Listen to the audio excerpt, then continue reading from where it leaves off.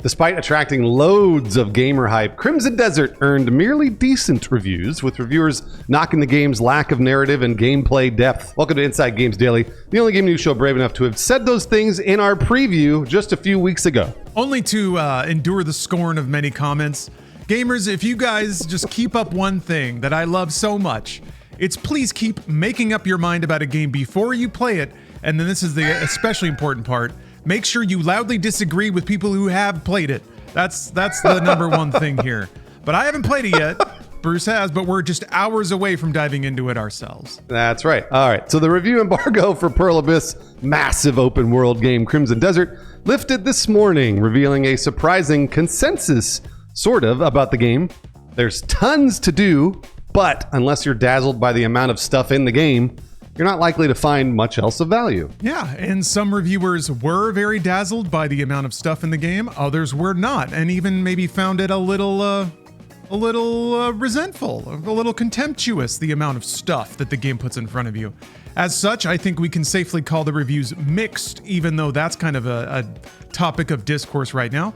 It does have a stately 78 on Metacritic and an 80 on OpenCritic, which sounds passable, right? But we've got reviews on the way high end and reviews on the way low end, which I think justifies mixed. So like Lawrence said, individual reviews show that really, really wide spread of scores, the determining factor being how much soul a reviewer expects out of their games. Kind of interesting. Yeah. I think it'll prompt a lot of interesting discussions around what gives games their merit. But when it comes to the reviews, we'll start with the high end of the scale, all the good news first. Vice gives the game a perfect 5 out of 5, comparing it to The Legend of Zelda Breath of the Wild, which is a classic video game as far as I'm concerned. And they claim that Crimson Desert is the next big game in that genre. Wow, that's a big claim.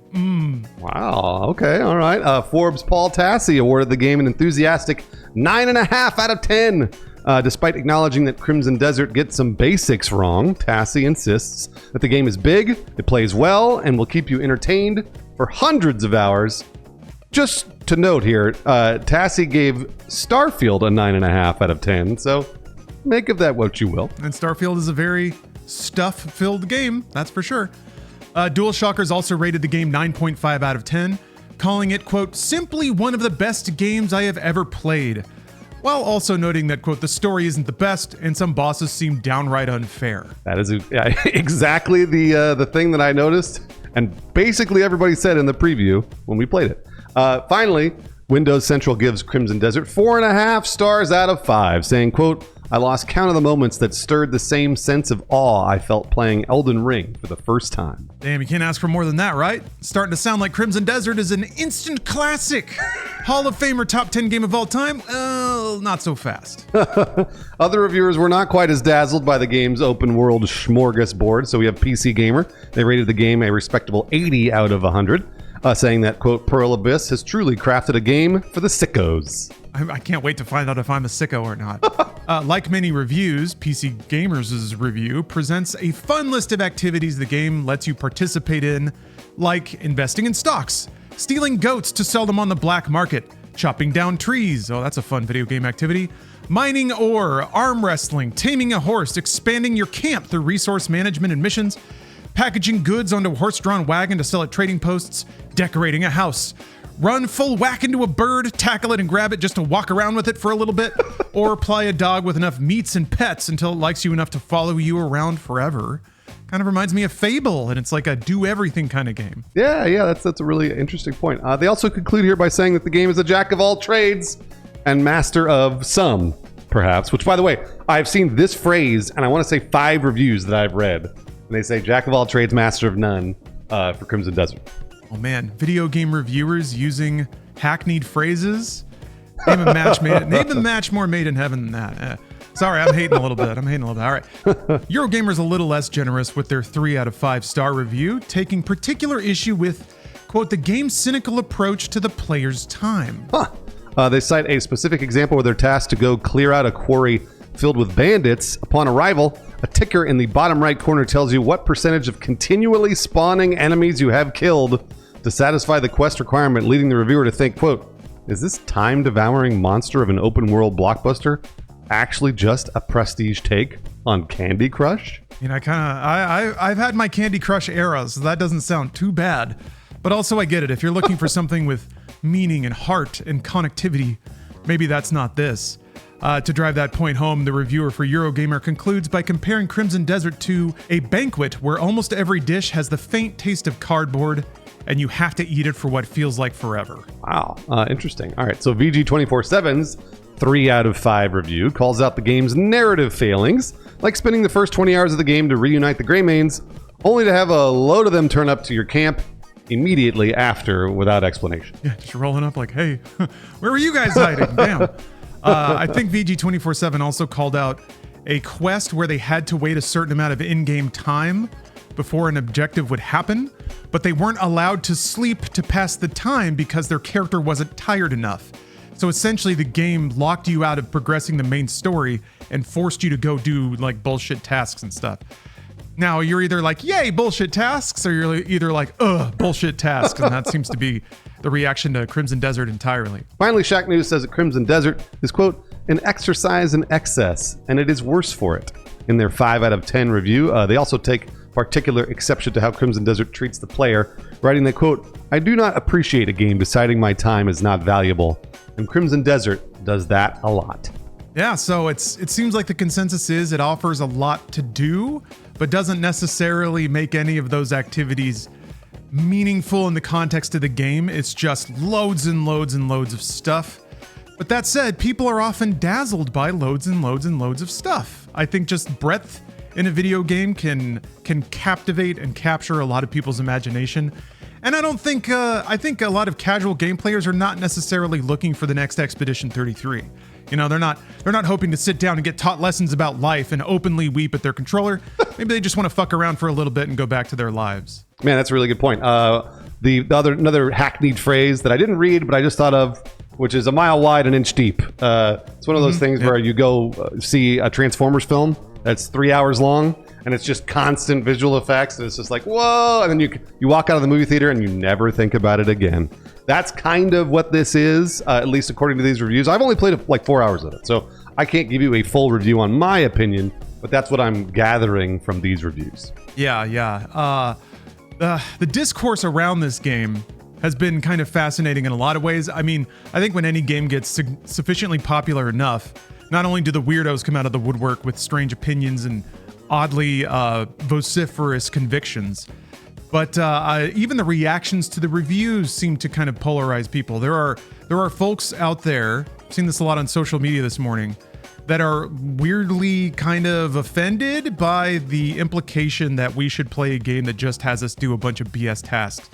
And if I'm projecting a bit, I'm going to guess it's largely from people like me that have played games for 3 decades or longer and don't necessarily need a game that's just endless tasks to do.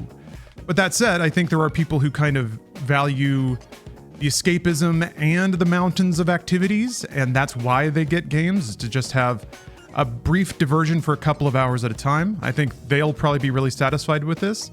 So that's kind of the core of what I find really interesting about this, is the folks that see this as like the wrong kind of game because it doesn't necessarily even try to offer anything elevated or any kind of experience where the whole is more than the sum of its parts.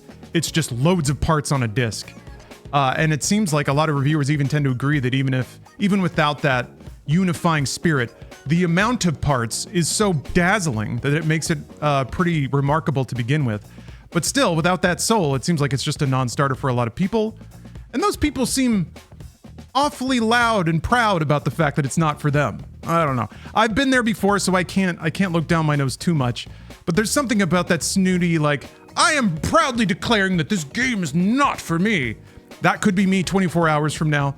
I just find that reaction awfully it's quirky. We'll say quirky. Interestingly, on the other side of what you're saying, Lawrence, everybody is really loud about the fact that this game is for them, and they're loud about the fact that the game is not for other people. This is something that I've seen a lot in the last few weeks of our coverage, because I've talked a lot about this game on stream, and like I said, I played the first 4 hours, and I uploaded a bunch of video to my channel, a video to Inside Games, and so I've seen every comment, and it's always the same. It's either, nah, not really for me, or people coming in being like, you're just too stupid to enjoy this game. You're too stupid. This is actually the perfect video game.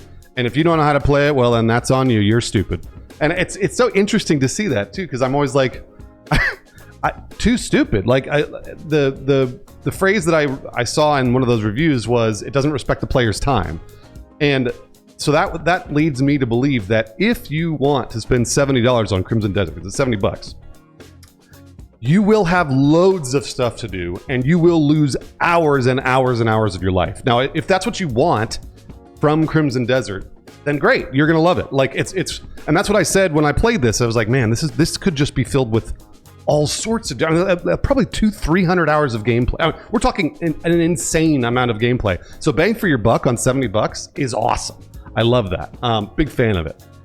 But will you get tired of doing all of those things, like investing in stocks and selling goats and going and clearing, bandit camps over and over? And I don't know. I'm not sure.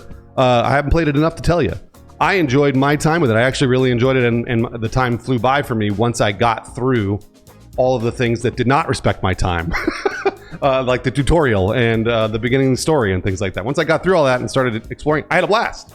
But I don't know that I hit a wall of, oh, well, I'm bored of these tasks now. Because you could stop 70 hours into this and be like, I don't really know. And then you're going to go watch a clip on YouTube that somebody discovered a cool side quest. They discovered something else you could do. And you're going to be like, oh, well, I got to go back in and play it because there's that thing to do. So I think Crimson Desert, bang for your buck, may be the best of the year. Maybe even over GTA if GTA comes out. Oh, I can't imagine that. We'll see. I guess in terms of bang for your buck, yeah, who knows how content stuff to GTA 6 will be. I would say whatever the next iteration of GTA Online will beat whatever Crimson Desert could possibly. Oh yeah. But they haven't even talked about that. They haven't announced it. I think maybe sometimes people forget that GTA 6 is not launching with any kind of multiplayer. But Crimson Desert's also a single player game too. It's funny hearing you talk about that and maybe the extended life that social media will give this game. I still see clips from Tears of the Kingdom of the wacky contraptions that people build inside of that game and show them operating inside of the simulated theater of the world. I wonder if we'll see the same with Crimson Desert. I see cool clips of people combining abilities in neat ways, but I wonder if Crimson Desert is robust enough to allow that kind of player expression inside of it. Or if it's merely like, we've put this task in here for you to do, you do it in the way the game recognizes that you need to do it, and then it's checked off and that's it. So yeah, I am curious to see if it will allow for that player vibrance of seeing clips of people doing things you did not imagine or combining. I wonder if it'll allow that cross-pollination, right? Where you do load up your vehicle full of trading goods, but then you also hitch it to a dragon that you've tamed and it yanks it across the world in like a split second. I don't know if the game's robust enough to allow that, or if each mechanic is siloed directly into where it goes. It's a great question because they threw a lot of mechanics at me in the first 4 hours, and it didn't feel like I could use every mechanic everywhere.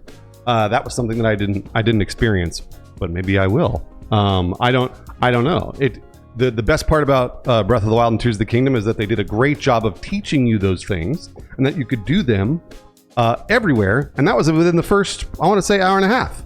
That's why they are making magic at Nintendo, and that's why those are going to be some of the greatest video games ever made. So I don't know if Crimson Desert also has that, because they throw everything at you all at once, and even then there's still a lot of other mechanics that they haven't taught you. But I didn't feel like I could use those mechanics everywhere I went. Okay, that kind of is the impression I get, but then again, my experience with the game is pretty superficial, so I'm excited to dive in and see. There's another thoughtable that's been banging around in my head, and of course it has to do with AI, sort of. But I can understand, kind of based on what I said before, I can understand why somebody might have a more emotional reaction to a game like this, where it's just so packed with stuff, but the stuff is seemingly like without heart or connective soul. I've seen a couple of free-to-play games. There's like Where Winds Meet that just came out. It's breathtaking in the amount of stuff it offers for you to do in a free-to-play game.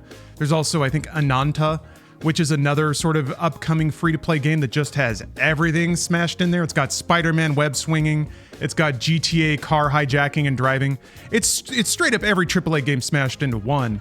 And that makes me think about some of the demos that Google has shown of their AI, how it can just like lift mechanics, assets, and settings from other AAA games and combine them.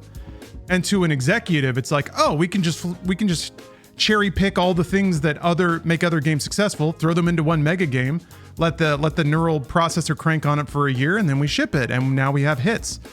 So I can see this concern that gaming is going in this direction of just volumes of content with almost no humanity behind any of it, and an increasing concern that the audience will buy into that fully, that the amount of slop is more valuable than the quality of slop. So I can see why somebody might see Crimson Desert and be like, no, that is not what gaming should be. That's not where it should go. So I'm going to loudly say this is not right. But I don't know. Personally, I don't think that there's a right or wrong to where games ought to go. It's just kind of down to personal taste. But I can see a future where games head that way, and I can see why people might be worried about that now and maybe reacting to this game accordingly. I do want to say, though, that Crimson Desert doesn't feel like it was made by AI. It really does feel like this was made by people who really cared about what they were making from Black Desert Online, and they came over and made Crimson Desert a single-player game. So I really do think that there's a lot of stuff to do because a lot of people worked on it for a very, very long time. So don't get us wrong there. We're not saying that AI made the video game. But I see your point, Lawrence. And this game, it felt so big that at times I was like, how did they do this? Like, that's what I was thinking. Like, how did they? Because the map is like twice the size of Red Dead 2. It's huge. It's massive. It's full of things to do. So, but it's not made by AI. It's very important that we note that. Oh, sure, yeah. I was just commenting on more the AI paranoia, where people are seeing AI everywhere and in everything they don't like. But I think there's value to that, though. How did they even do that moment of wonder?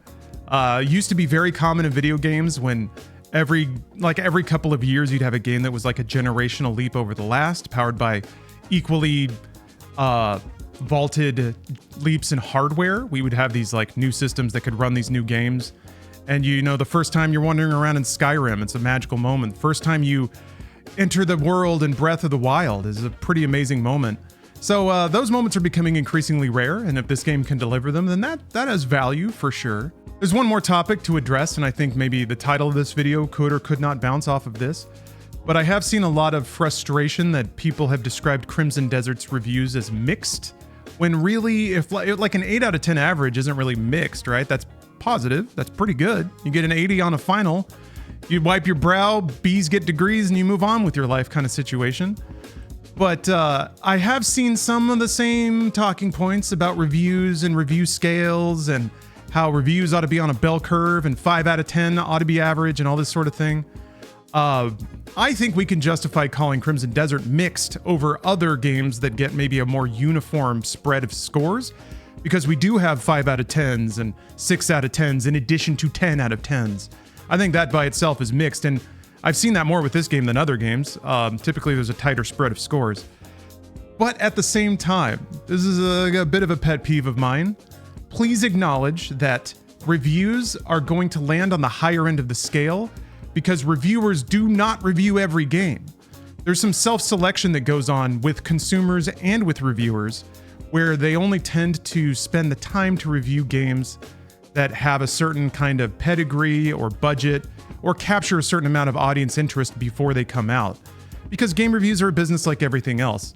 If you write a review for every slop game that hits Steam, sure, your scale is probably going to more approach a bell curve, where the majority of games are like 5 or 6s out of 10s.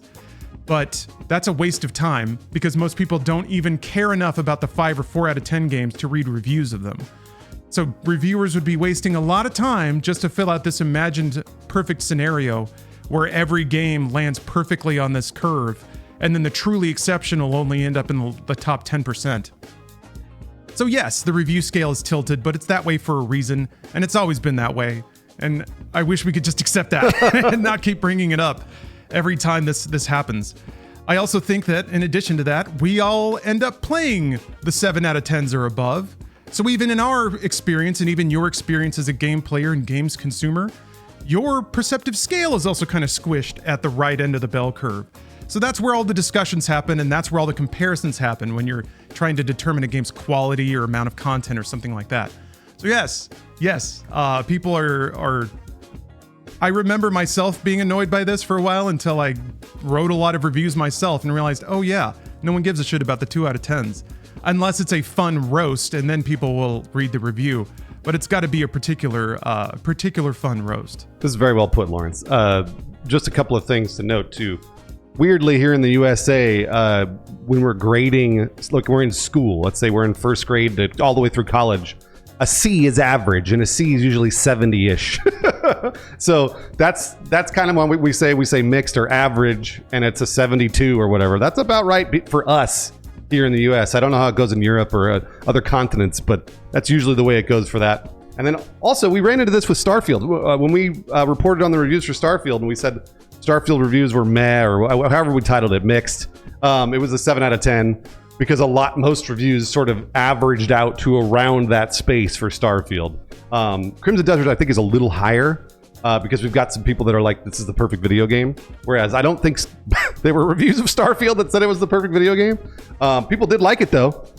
So we had the same issue there. And so I think that's why Lawrence explaining the bell curve of reviews is very important if you're watching Inside Games, and when we talk about this with our titles and things like that. That's the reason we titled the video the way we did.